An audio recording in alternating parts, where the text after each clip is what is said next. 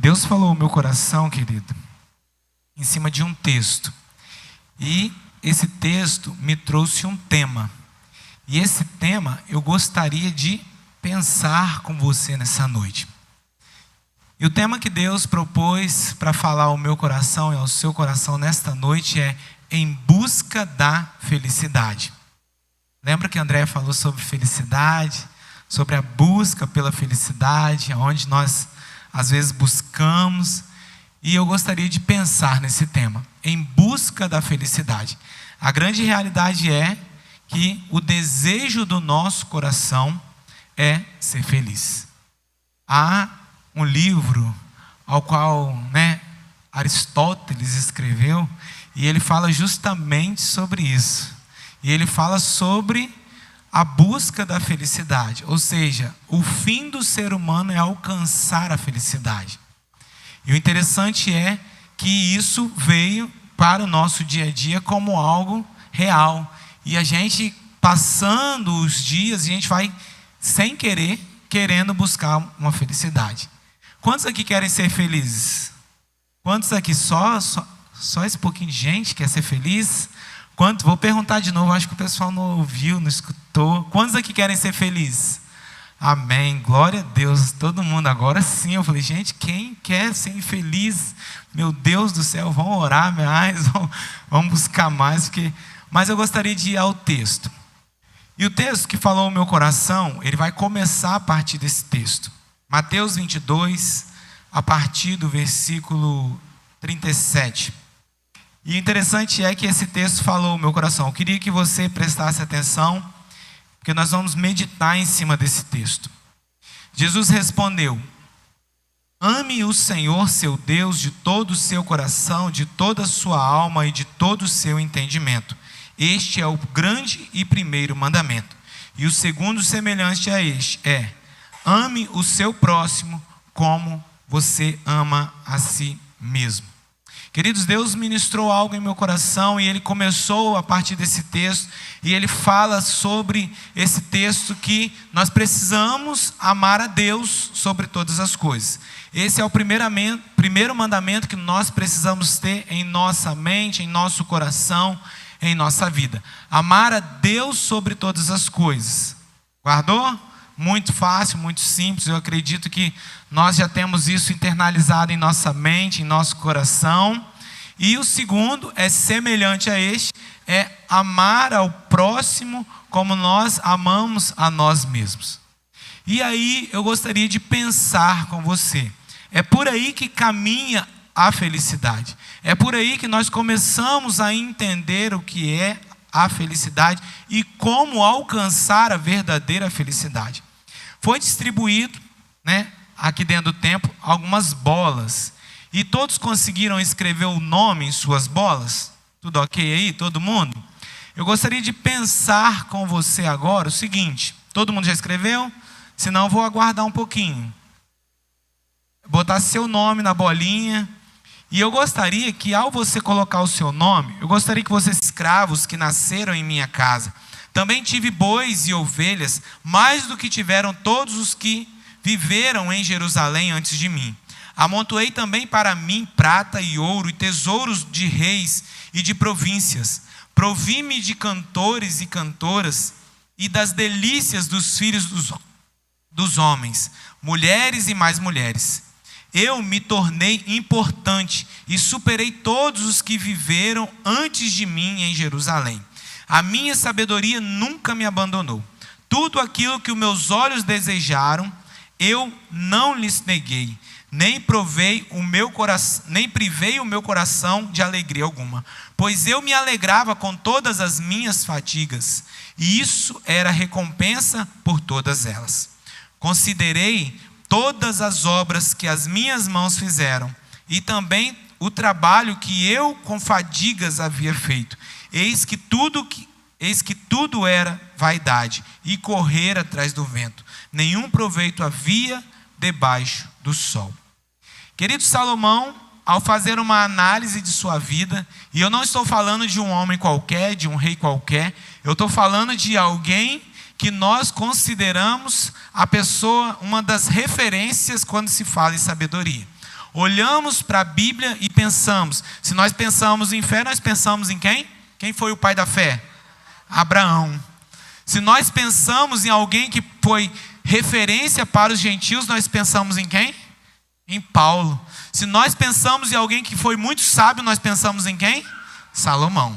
Então Salomão não foi um homem qualquer. Salomão foi muito sábio, porque foi o que ele pediu para Deus e Deus assim o concedeu. E mais com isso, Deus também concedeu muitas coisas a ele. E ele, ao estar analisando a sua vida, ele começou a olhar para dentro da sua realidade e ele começou a buscar pela felicidade. Porque ao analisar a sua vida, ele falou: tudo é vaidade, tudo é passageiro, tudo é como um vapor que sobe e se dissipa, que some. A hora você vê e de repente ele não está mais ali, ou seja, é passageiro. Então tudo é vaidade. E a felicidade? Então ele olha para a sua realidade, ele diz no versículo 1, capítulo 2, versículo 1. Eu disse a mim mesmo, vamos, ou seja, ele se encorajando, vamos, prove a alegria, procure ser feliz. Mas também isso era vaidade. Concluí que o riso é tolice e que a alegria não serve para nada. Queridos, aqui ele procura a felicidade no riso. Ele procura a felicidade, eu imagino que ele iria, ele tinha condições de ir a qualquer lugar. Ele tinha condição de se satisfazer. Acredito eu que naquela época, se foi igual aos filmes que a gente vê, tinha os bobos da corte, que alegravam. Eu imagino quantos e quantos passavam por ali. E ele ria, ele se esbanjava, mas ainda assim no riso, na alegria. Ou seja, ele tentou se satisfazer de espetáculos talvez, mas tudo isso ainda assim era vaidade. Então ele procurou a sua alegria no riso. Achou que o rir iria fazer feliz. Mas ele viu que era vaidade, que não servia para nada. Ele também procurou a alegria na bebida.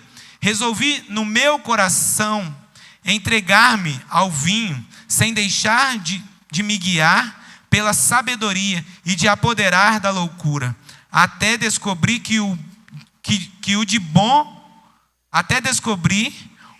bom os filhos dos homens poderiam fazer debaixo do céu, durante os poucos dias da sua vida. Eu acredito que Salomão talvez seria como aquelas pessoas que não têm dificuldade nenhuma em comprar uma garrafa de bebida de 25, 30, 40 mil reais para satisfazer o seu desejo. E ele poderia fazer isso porque ele tinha muito dinheiro. Ele poderia, acredito eu, que a sua adega, seria daquelas mais repletas. Então ele tentou achar sua felicidade, talvez, ali assim como muitas pessoas fazem, se entregando à bebida.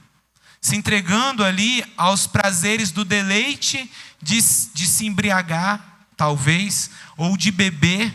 Talvez estaria no fundo da garrafa, mas ali também ele não encontrou a felicidade. E aí ele continua a procurar. Ele tentou encontrar a alegria nos empreendimentos. Olha o que ele faz. Lá no versículo 4.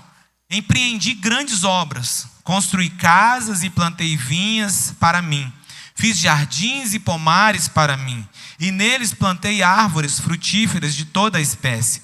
Fiz para mim tanques de águas para com eles regar o bosque em que reverdeciam as árvores. Ou seja, eu imagino quantas coisas Salomão fez. Ele pensou: eu vou procurar a minha felicidade construindo coisas. Mas não é construindo apenas coisas que alegravam o seu coração. Mas a grande realidade é que ele fez muitas coisas, empreendeu muitas coisas, construiu muitas coisas, obteve muitas coisas, mas ainda assim ele não encontrou a felicidade. Querido, quantos de nós passam a vida inteira achando que quando eu construir a minha casa, aí eu serei feliz. Quando eu conseguir conquistar algo, aí eu serei feliz. Tem pessoas que vivem a sua vida assim, buscando esse tipo de felicidade. Buscando uma felicidade onde aquilo que você tenta construir, aquilo que você procura conquistar, possa encontrar ali a felicidade. Mas nem ali ele encontrou a felicidade. Querido, Salomão podia todas as coisas. O que ele imaginasse, se ele não construísse, ele poderia mandar construir ou comprar. E ainda assim não veio a felicidade. Tudo o que ele fez era para ele mesmo. E ainda assim não encontrou felicidade. Ele tentou encontrar a felicidade nos prazeres da vida. Olha no versículo, a partir do versículo 7. Comprei escravos e escravas e tive escravos que nasceram em minha casa. Também tive bois e ovelhas, mais do que tiveram todos os que viveram em Jerusalém antes de mim. Amontoei também para mim prata e ouro e tesouros de reis e de províncias. Provi-me de cantores e cantoras e das delícias dos filhos dos homens, mulheres e mais mulheres. Ou seja, ele tentou se achar o deleite nos prazeres da vida. Ele entendeu que se ele conquistasse algo, se ele tivesse algo, ele poderia encontrar assim nesse deleite de conquistador, de possessivo, de ter muitas coisas. Talvez ali ele poderia encontrar a felicidade. Mas nem ali, nem na riqueza ele conseguiu, comprando tantas coisas. Ele não conseguiu na música, ou seja, quantos cantores ele podia? Às vezes hoje a gente quer, eu gostaria de ouvir um cantor. Hoje você tem a facilidade na internet. Hoje você vai lá, ouve. Mas quantos cantores você conhece? Quantos cantores você já teve contato? Ou seja, pessoas que talvez sejam uma referência para você na música, você teve contato. Ele poderia ter contato com qualquer um deles. Porque ele era um rei, ele era rico, ele tinha posses. Ele tentou encontrar na música, na riqueza, ele tentou encontrar no sexo, ou seja, nos prazeres da vida. Salomão tinha mais de 1000 entre princesas e concubinas. Ele tinha mais de 1000 mulheres. Salomão poderia viver um dia durante 3 anos com cada mulher. Ou seja, ele tinha mulher para ficar 3 anos, um dia sem repetir. Pensa bem. Não sei como que se dá isso, nem na mente eu consigo imaginar. Mas a grande realidade é que ele procurou nos prazeres. Ele tinha essa condição. Ou seja, mais de 700 concubinas, mais de 300 princesas ali à sua disposição. E ainda assim, ele não alcançou a felicidade. Então ele procura encontrar a felicidade na fama. E ali na fama ele imagina assim: eu me tornei, no versículo 9, eu me tornei importante e superei todos os que viveram antes de mim em Jerusalém. E a minha sabedoria nunca me abandonou. Ou seja, que sabedoria é essa? Na realidade aqui eu acredito que não seja sabedoria da parte de Deus. Por quê? Porque uma sabedoria real da parte de Deus não procuraria tanto, porque já sabia, o objetivo a qual encontrar. E então ele tenta encontrar essa felicidade na sua fama. Ou seja, ele auto-engrandece. Ele tenta encontrar essa felicidade na fama, ou seja, na conquista. Ele era o cara. Aonde ele chegava, acredito eu que as pessoas o conheciam.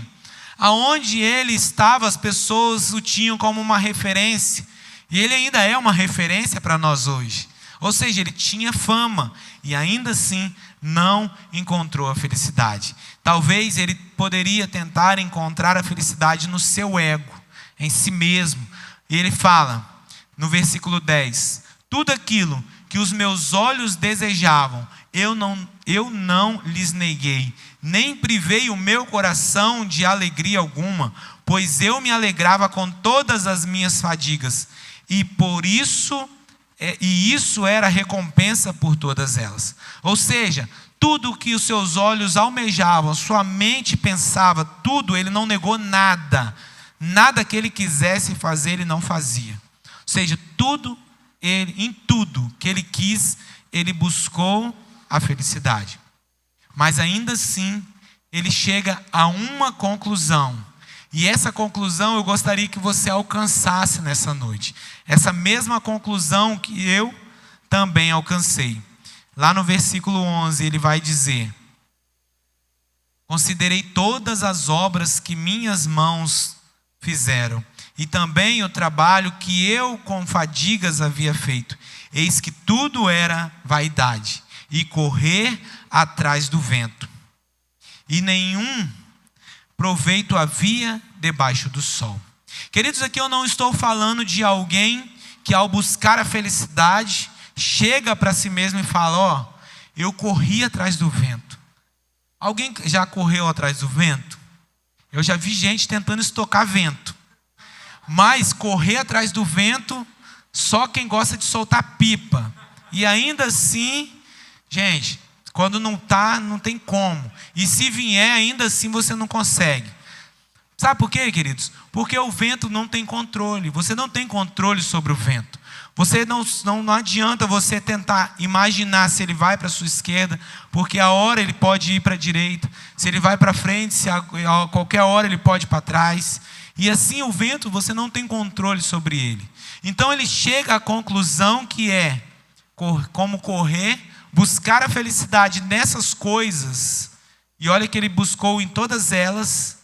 E ele tentou em todas elas, estou falando de alguém que tinha condições para viver cada realidade dessa, e ele ainda chega a uma mesma conclusão: tudo era vaidade, tudo era em vão, tudo era como um vapor que se dissipa com o vento, tudo era como uma neblina que ora está ali e de repente some, tudo era como uma fumaça que ao mesmo tempo que você estava vendo ali, os seus olhos contemplando, de repente ela some. Ou seja, vaidade de vaidade. Tudo era vaidade.